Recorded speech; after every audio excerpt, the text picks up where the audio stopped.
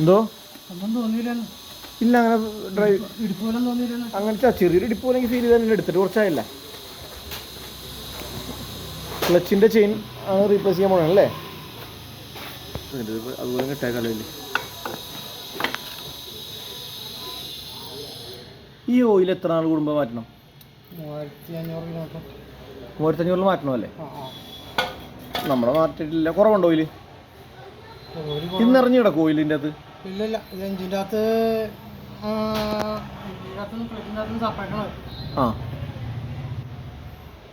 ഏകദേശം ഈ ലെവലൊക്കെ ഉണ്ടാവുള്ളൂ അല്ലേ? ഇതിനകത്തൊരു 450 ml മാത്രം മതി.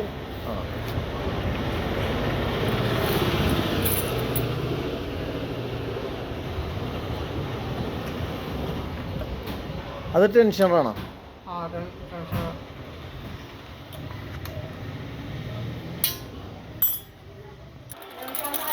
ഈ ചെയിൻ ലൂസ് ആകുമോ ഇന്നലെ? ചെയിൻ വലിയും ആണോ? ടെൻഷൻ കൂടാകത്ത് വലിഞ്ഞുകൊണ്ടിരിക്കുന്നതാണ്. ആണോ? ഇത് എത്ര നാൾ കൂടുമ്പോൾ ഇത് മാറ്റിക്കളയുന്നത്?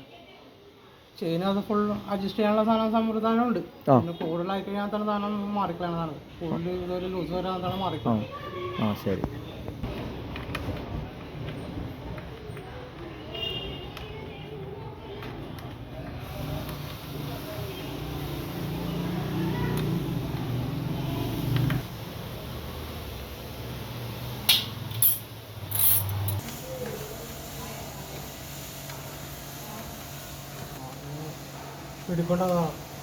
സ്പീഡിൽ പോകണം.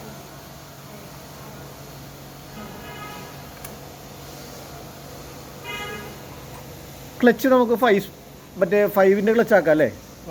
മറ്റേ 8 പ്ലേറ്റിൻ്റെ ആക്കാം. അത് 4 പ്ലേറ്റ് ഫോർക്കിൻ്റെ വരെ 4 പ്ലേറ്റ് മറ്റേ പ്ലേറ്റും തരുന്നത്. മൊത്തത്തിൽ 6 പ്ലേറ്റാണ് കിടക്കുന്നത് ഇപ്പോൾ. 6 കിടക്കണല്ലേ? മറ്റേത് 8 പ്ലേറ്റ് വരുന്നതാണ്. അപ്പോൾ അങ്ങനത്തെ പുള്ളിങ് വെച്ചിട്ട് കൂടുതൽ കിട്ടുന്നതാണ്. ആണല്ലേ? മൈലേജ് വ്യത്യാസം ഉണ്ടാവുമോ? കുറയുമോ? ആണല്ലേ?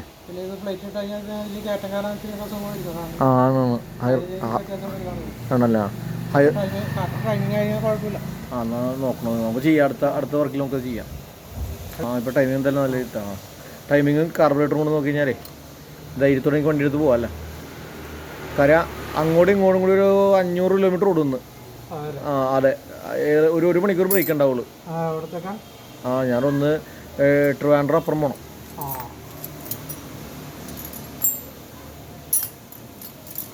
ക്ലച്ചിൻ്റെ ഈ ചെയിൻ ലൂസാണെന്ന് എങ്ങനെ മനസ്സിലായി?